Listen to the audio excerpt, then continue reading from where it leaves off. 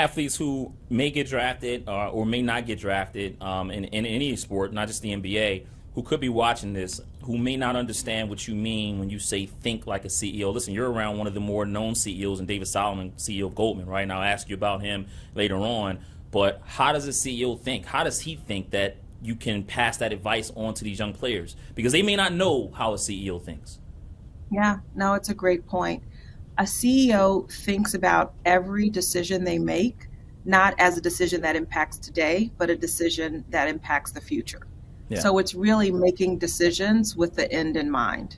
And so, for example, when players are coming into the league, when they are deciding how they want to be represented, deciding how they want to create a schedule or a budget or plan, they're doing that with expertise and input from people who have the experience and the knowledge to advise them. And so it's not this view that I have to make all the decisions informed by my own experiences or by the experiences of those people they trust. It's great to have people around you that you like and trust, but you actually need to have people around you as well who have the expertise that you don't. And that's what I think CEOs do very well. Yeah. And listen, when you say that, it reminds me of one of my favorite books, right? From Good to Great. That book, if you read it, it teaches you how CEOs always surround themselves with great teams. They never use the word I. It's always we. There's certain things that CEOs do that are they're very technical.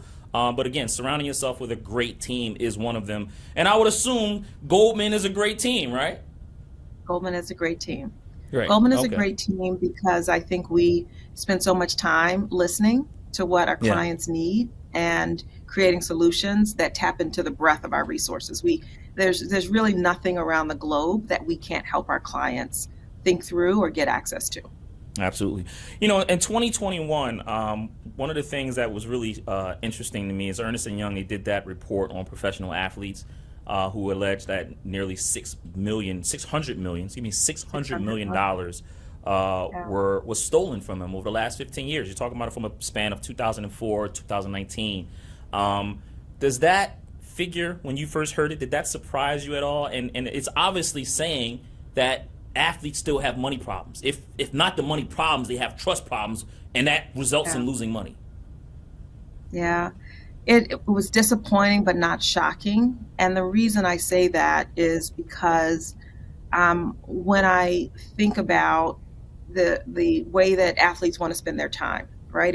I just want to work. I just want to do the work. I just want to spend time on the court, on the field, whatever it may be. And that is their priority. And I think what happens too often is the people that they're relying on to have their best interest in mind don't always show up in that way.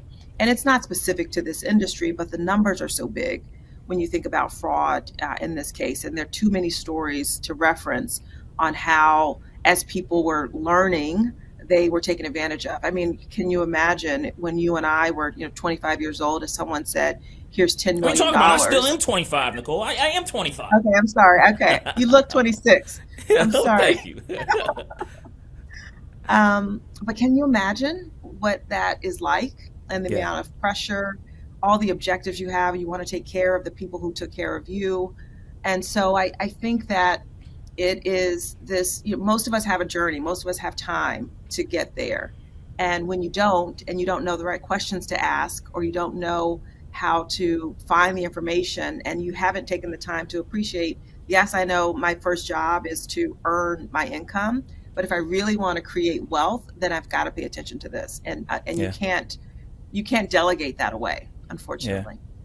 Yeah. There are two athletes. And great stuff, and again, trusting is a key to all of that. And I've been in locker rooms. I've covered the Spurs, San Antonio Spurs for 5 years, covered the Portland Trailblazers. I've seen young players, and they get into situations they don't trust a lot of people. A lot of people are coming after them. And I think, it's going so fast, so quick. The money's coming in, and it leaves so fast. And so obviously, putting a good team around you is critical. But, there's also the thing that some athletes just have to force themselves to be frugal.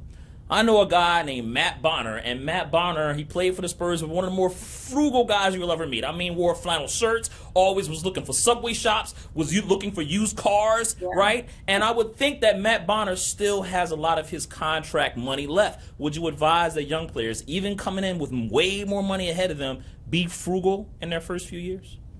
For sure. There's no urgency. There is certainly everybody should take a moment to celebrate and get that thing that they've Yeah. dreamt of. But The there's Benz no or urgency. Bentley. Be patient. It's whatever Yeah. it might be to Yeah. some degree. Maybe start with the baby bits. I don't know. Mm-hmm. But I do think, going back to the CEO point that you made earlier, the average S&P 500 CEO in 2022 earned 18 or 19 million dollars.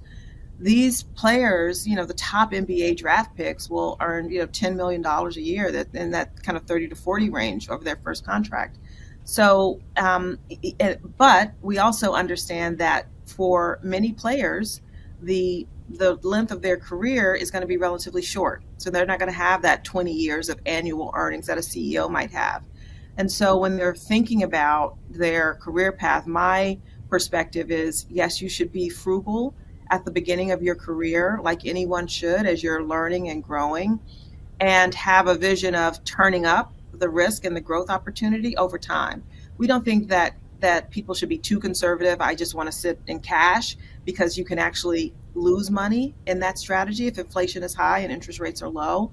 So we want our clients and our players to be thoughtful and learn how to turn that risk up and down over time, but you don't need to do it all in the first year on the first contract. And I think there's been a cultural shift. You've seen it, like just talking about some of the guys that you referenced. There is this awareness that this is a grand opportunity to create a lifetime of wealth and create a legacy, and to be frugal, and to be thinking about things that don't go to zero in value in terms of some things that you can just purchase is a wise way to start.